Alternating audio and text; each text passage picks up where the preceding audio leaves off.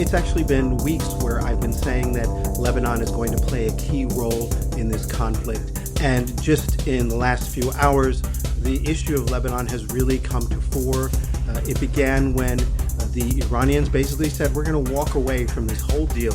We're not going to continue talking. We're not going to continue negotiating. We're just going to hold the Strait of Hormuz hostage and stop talking with the Trump administration until it does something about Lebanon. And guess what? The Trump administration did something after quite a bit of bluster. I'm Borzu Deragahi. This is my podcast. It's called Badlands. You can subscribe at borzu.substack.com. Hey, some good news. I was listed on the Substack rising list as number 29 in world politics. Yay. Thank you so much for subscribing and supporting my work. If you're able to, if you want to become a paid subscriber, that's great. You'll get the full content of everything I do. There'll be more and more stuff. As I get more and more subscribers, I'll devote more and more time to this project, perhaps even bringing on some other writers and speakers and guests. The history of Iran and Lebanon goes back centuries. And I don't want to get too deep into it, but basically when the Safavid kings wanted to convert Iran, or Persia as it was known back then, from Sunni Islam to Shia Islam, one of the things they did was import these Shia clerics from Lebanon from southern Lebanon to Iran, and they were the ones who helped convert the kingdom to Shiism. When Iran became a little bit stronger again in the mid 20th century,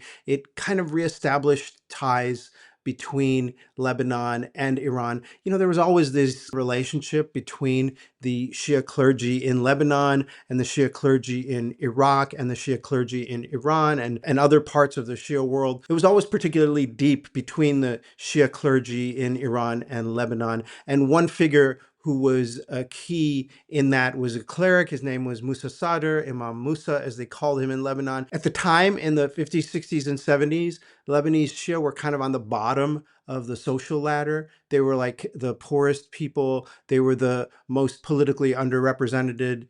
And Musa Sadr was kind of instrumental in helping lift them up. He was killed, apparently, in this very awful incident in 1978 by Muammar Gaddafi. That's another different story, longer story. If you ever read that history, it's really interesting. He was killed and apparently buried in the desert. So he met a very, very terrible end. Anyway, this relationship continued. And one thing that Musa Sadr did, he was instrumental in founding a movement in southern Lebanon that represented the Shia. It was called Amal.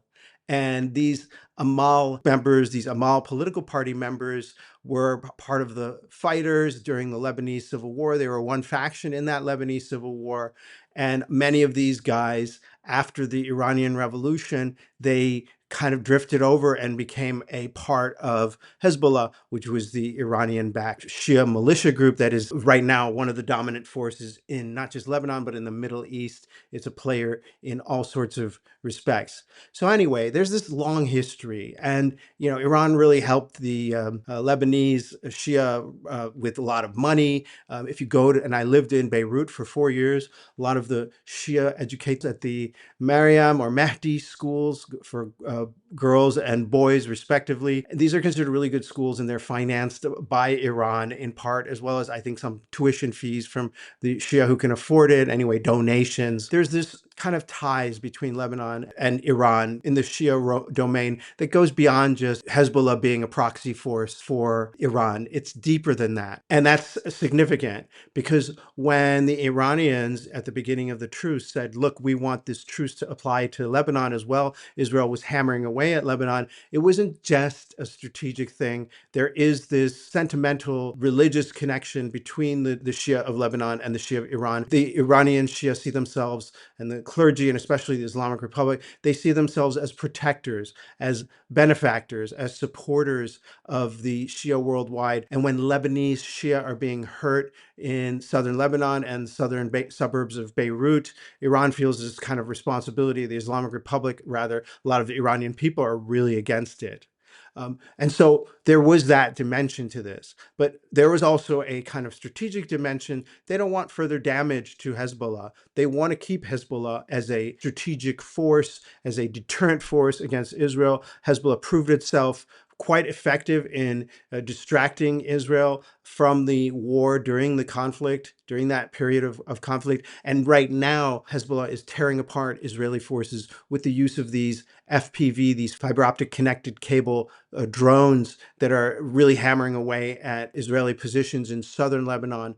The deal on the table that Trump apparently got, and we'll see if it holds, these ceasefires in the Middle East, sometimes they don't last more than a few minutes, is one in which Israel will stop its offensive fighting in southern Lebanon and south of Beirut, the Dahia, the suburb of Beirut, which is heavily Shia concentrated, but also Christians and Sunni and other groups of people. And in exchange, Hezbollah will stop firing on northern Israel, as it's been doing occasionally, but it's been mostly focused in recent weeks. It's been mostly focused on hammering away at Israeli forces in southern Lebanon. Now, there's a cynical view as to why maybe Israel agreed to this ceasefire. They basically get a chance to consolidate their positions. They've gone far into southern Lebanon, past the Litani River. They will probably just continue in those positions and perhaps set up fort there, and to the terror and fear of many, not just in Lebanon, but throughout the Arab world, perhaps try to annex it or do a de facto annexation of southern Lebanon. They've already cleared the area of all the local inhabitants. They've ordered people to leave, and as they ordered the people of southern Beirut to leave. And they were just about to start a rather ferocious offensive when this ceasefire was called. We'll see if it holds. But one of the things that was interesting is that Donald Trump, in his Truth Social post, said that, I talked to Israel and I talked to Hezbollah. I don't think he talked to Hezbollah. I think that more likely than not, he talked to Nabi Berri's people or Nabi Berri himself. And that's not Hezbollah. That is Amal. That is the Amal party leadership. And they do have communications with the United States. If you're a U.S. official, you can't really talk with Hezbollah, but you can talk with Amal. And Amal has the speakership of parliament, and they are the de facto official doorway to access Hezbollah in Lebanon. They're also extremely corrupt. In any case, I spoke about what is happening in the Middle East, the latest round of strikes and counterstrikes between Iran and the US, as well as the significance of these Lebanon negotiations. Here's one in an interview with NewsAx that went kind of deep into the subject of Lebanon and the ongoing negotiations. Mr. Dargari, do you essentially believe that Iran will be able to move forward with this negotiation point with regards to Hezbollah and what's happening between Israel and Lebanon? Will they succeed? What's your take? It is very important for Iran, but it could also be a strategy to up the price that it will demand. So, for example, if there is some kind of peace in Lebanon, Iran may require less from the Americans in terms of concessions, in terms of cash, in terms of concessions on its nuclear deal as well. But look, this is also a test for the Americans, because the one thing that Iran wants to avoid is to have another war in 3 months or in 6 months or in 1 year. And what the worry in Tehran is that the U.S., whatever deal it cuts with Iran, will not be applicable to Israel. And so Israel will continue to launch attacks, provoke Iran, and create havoc that will cause the U.S. to come back in. So in that sense, it is quite important what happens to Lebanon, if not just for the Lebanese people's sake, for the sake of what it says about the U.S.-Israel relationship. What exactly do you believe is Israel's incentive for further provoking Tehran, in the sense that we've seen some reports that suggest that Israel is fearful of the fact that even if Iran signs on the dotted line and says they will give up uranium enrichment, that in due time they might not have essentially been truly honest about this and will essentially revert back to their old ways. What more can you tell us about this provocation that is essentially being started by Israel? I don't think that Israel really cares that much about the nuclear program at this point. They have it under control. I think that what Israel wants is permanent war. They want this war to continue. They want the U.S. involved deeper and deeper and deeper. They've made that quite explicit, that they are panicking over the possibility that the U.S. and Iran will have a deal. They don't want a deal. they want the war to continue. They want to go back to the kinetic phase of the action. If viewers recall, it was the pressure of the United States that prompted Israel to stop the fighting in the first place and pivot towards Lebanon, because the U.S. said no more attacks on Iran, that there was a ceasefire. And so I think that is basically what they want. They want to continue the war. There was a person from the Foundation of Defense of Democracies, it's a think tank in Washington that is very close to Israel, who was saying over the weekend that they would like for this conflict to continue at least until the end of 2028. Sir, what more can you tell us about that report with regards to the end of 2028 being a timeline with which Israel wants to continue this kinetic phase that you just mentioned? Well, that's when Trump's presidency ends. I think it's just a way of luring the United States in to get them involved in this war. It was a column by this gentleman. His name is Mark Dubowitz of the Foundation of Defense of Democracies. I'll have more on that on my podcast later today. But yeah, it was basically saying that this war should continue. If it continues, the Iranian regime will eventually break. At first it was in a few days. Now it's been a few months. What this guy was saying is that it'll be 2.5 years. Right. Sir, would you essentially agree to the point that Israel essentially wants to keep renewing their military deals or capabilities with the United States and wants some sort of power over the Middle East, and that's why they want to essentially keep attacking Iran? Would you agree or disagree? And tell me more. Well, I think that Benjamin Netanyahu and his own cabinet ministers have said that repeatedly, that we're no longer just a regional power, we are a global power. They have a lot of illusions of grandeur, and they keep selling this to their voters. I think part of it is just election year campaigning, but he's been saying this for some time. You don't have to take my word for it. Take the word of Israeli officials who talk repeatedly about Greater Israel, who show maps of the Middle East that show Israel with total control over both the West Bank and Gaza, and increasingly showing more and more territories getting larger and larger.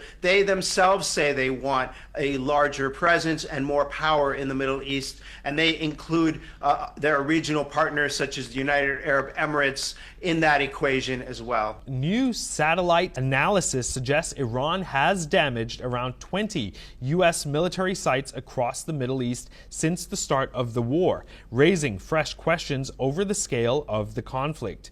The report says the strikes have hit facilities in 8 countries, including Saudi Arabia, the UAE, Qatar, Kuwait, Iraq, Jordan, Bahrain, and Oman. Key systems affected include air defense units, radars, and refueling aircraft, with damage estimated in the millions. Mr. Daragahi, with regards to this latest development, essentially then, would you say that the U.S. may want reparation costs for their sites being blown up as well? Tell us more. Well, I mean, I don't think that they would get any reparation paid because they're the ones who started the war. They launched the first attack.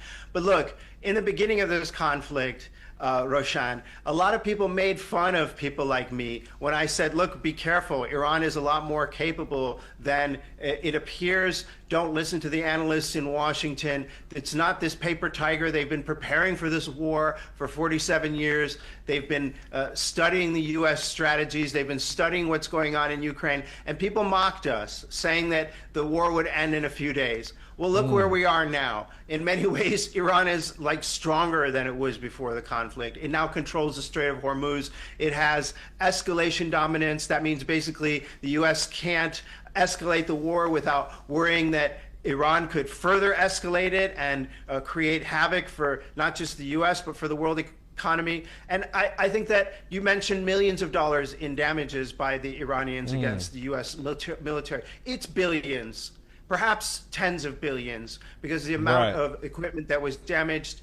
There was these reports, very credible, that Iran and China made deals to gain access to satellites that allowed Iran to launch these precision strikes against U.S. military bases. So I think that, that this is the danger when you believe your own hype and you listen to people who are trying to goad you into a war instead of listening to military analysts and political analysts who know something. This is a key question for everyone to watch. Who has more staying power? Is it the Americans or the Iranians in this situation? And how will the Israelis try to impact that situation?